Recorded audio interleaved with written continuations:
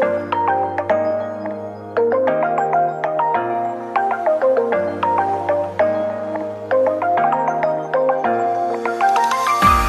everybody, welcome back to the K2N Online Paddle School. We are back here on YouTube, and today we're breaking down the differences in using an outrigger paddle with all of these different angles built in and blade shapes, and comparing it to a dragon boat paddle with none of those angles. This is a common question that we've gotten primarily for athletes going back and forth from the outrigger canoe to the dragon boat and ultimately doing dragon boat time trials and figuring out how to wield the paddle outside of the team dynamic to maximize their success. Quickly before we get started, we have the Paddle Pursuit podcast, which is thriving here on YouTube. One of our future episodes is going to go over horror stories on the water. We want to discuss close calls and bad situations that athletes in the community have gone through. Getting caught in a small storm, or hooliging and being unable to recover, losing your equipment, breaking your paddle, situations like this that you wish to share. We would love to sit and discuss those stories.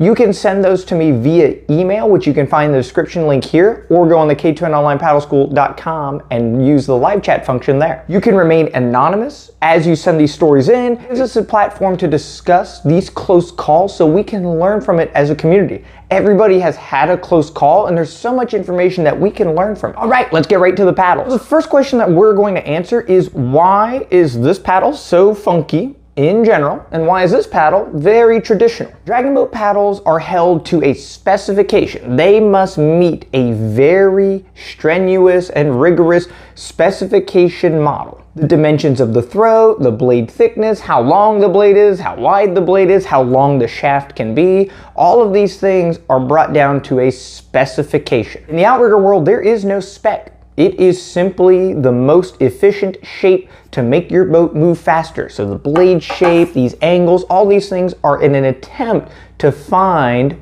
more efficiency. So in a head-to-head, the outrigger paddle is going to win in every situation. It will out sprint, out long distance, and out paddle the dragon boat paddle. So let's break down what makes them more efficient, and let's break down the differences between the two so you can help navigate between using both tools and identifying the strengths and weaknesses of each to maximize your personal usage with them. The first note is that the blade angle and the shaft angle is going to be different with the outrigger paddles, and if you have a double bend with the second bend near the handle's position, the shaft's angle, and the blade's angle are three different positions as we take the stroke. The dragon boat paddle, it's all very simplistic. The blade, the shaft, and the handle are all lined up, so they're always in the same position, and it's very linear as we go through those strokes. So the first big difference is that the blade will always be more positive with the outrigger paddle. So whatever the shaft's orientation is, this blade will always remain positive. This is most important as we approach the exit. With the paddle shafts angled at this negative angle, the blade of the dragon boat paddle becomes negative in relation to this.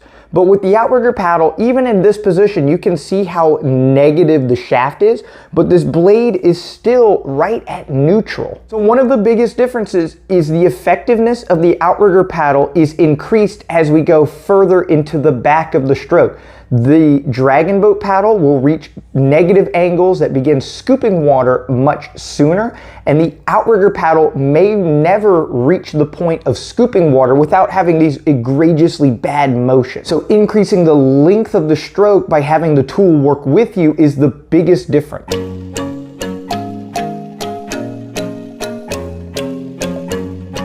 In our last technique video, we talked about what makes a good exit, and having full body motion and allowing the blade to go negative gives it a platform to release from the water easily and extend your power phase out. So there are many benefits to taking this long, powerful stroke. The beauty with the outrigger paddle is it accentuates all these details by having a blade that is helping you further in the stroke. Dragon boat paddle, in contrast with that same longer stroke, will begin taking leverage points that scoop water at the end, which is a negative feature.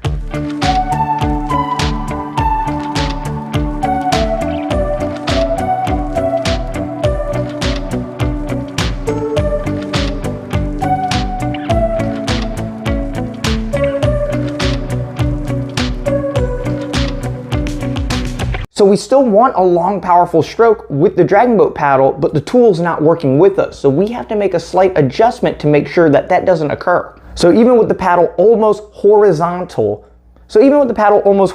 we can see that this blade position here, as it leaves the water, is not going to scoop water upwards like this. The blade has to go higher than the shaft to scoop water, which is really hard to do. Putting that handle down to get this leverage here is very awkward. You have to bring your top hand literally to the water. So as long as the blade is lower than the shaft, when you release from the water, you're not scooping water, right? You're just slicing through and you have a nice clean exit. With the dragon boat paddle, it is very simple to get this blade higher than the tip of the handle. You can see that it is much higher in general. So identifying the exit and having the two angles line up as we identify this as our exit angle, when we go through and look at where the handle position is, we can see that this handle is 6 to 8 inches higher. So as we try to find that downward pressure with the dragon boat paddle, we should be thinking about exiting quite a bit sooner, just to make sure that we're not scooping water at the end of the stroke.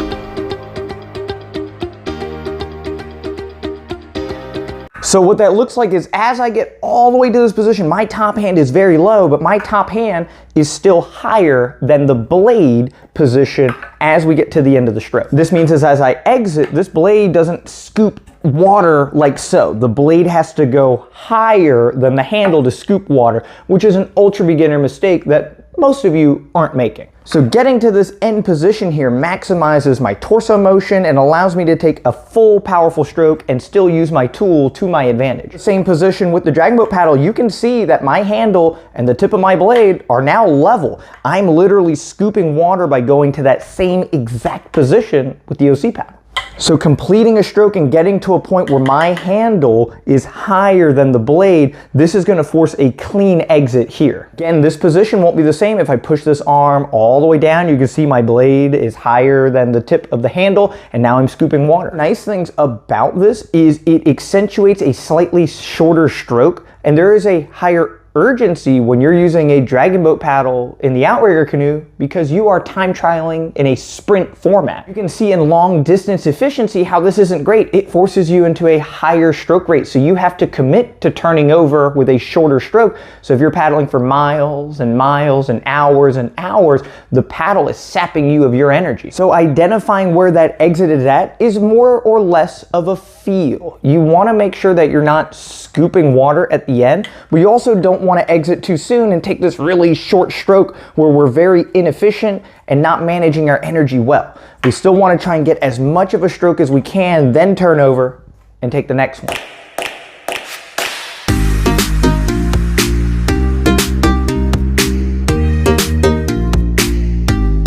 The next aspect is the length of the stroke at the front. No matter how we reach, the blade tip with the Outrigger paddle will touch water further ahead. So you can see that positive blade angle is reaching further in the front. So our length at the front naturally will be higher. Try to compensate for this by turning a little bit more and trying to accentuate positive blade angle with the dragon boat paddle to make up for leverages that are not there. Versus with the OC paddle, I'm a little bit more relaxed, letting the tool do some of that work for me, so I don't turn and create those aggressive angles in the same way I would with the D-boat paddle. This is another common mistake that you see with the dragon boat paddlers, is they extend their top arm out, bottom arm is straight, and you can see this paddle goes into the water neutral. Now it's immediately negative as it's in front of you, and there's not a lot of good leverages up here. We have to create positive angles at the front and drive down and get that time in the water from positive to neutral, then complete the rest of the stroke in the negative phase. Paddlers that are caught up on not taking the full stroke back here still ultimately go in neutral. They go to here, oh man, my paddle can't be negative, and all of a sudden they're just paddling up here,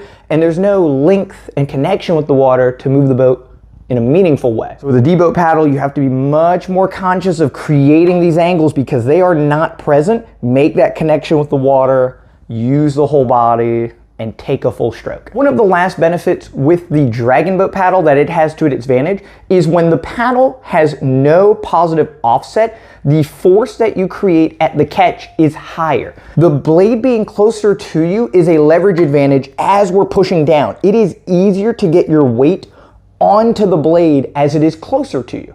This is why the power and exit phase of a stroke is so useful to use, because the blade is so close to us, we can get all this downward pressure on the stroke. At the catch, this blade is extended way out in front of us, and it's hard to get our weight over the top of a blade tip that is way far away from us. The dragon boat paddle having no angles, blade tip is closer to us, it is much easier to find all of that pressure at the catch. The nice part about this is we're ultimately gonna take a shorter stroke. We're not gonna let the top hand go down quite as far. We're gonna remove the blade sooner and take another stroke. Higher stroke rate also means more strokes, which means more catch phases. So creating your positive blade angles and really focusing on the catch, since it is your most powerful phase of the stroke with this paddle, is a great focus point on moving the boat with the dragon boat paddle specifically. With an aggressively bent OC paddle, the amount of force that you can get on it is not the same at the catch, because again, the blade tip being 5 or 6 inches further away from you, it's very hard to get weight onto the blade tip here when all of our body weight is way back here on the tip of the blade. That few inches difference makes a huge feel difference. But the benefit is you don't have to be super strong immediately, because you're getting extra length at the front of the stroke, and ultimately your stroke is going to occur for much longer, and you can maximize your forces in the middle and late into the stroke to find glide. Ultimately, your skill level is going to dictate your success with either tool. Using the tool is an extension of your movement and your strengths and your endurance, and you're showcasing your ability. We are 99% of the equation. The paddle is only a small percentage of it. You can paddle with either tool exactly the same as the other, but if you have good connection with the water, good strength, good length in the water, a good turnover rate, now your boat is going to move quickly.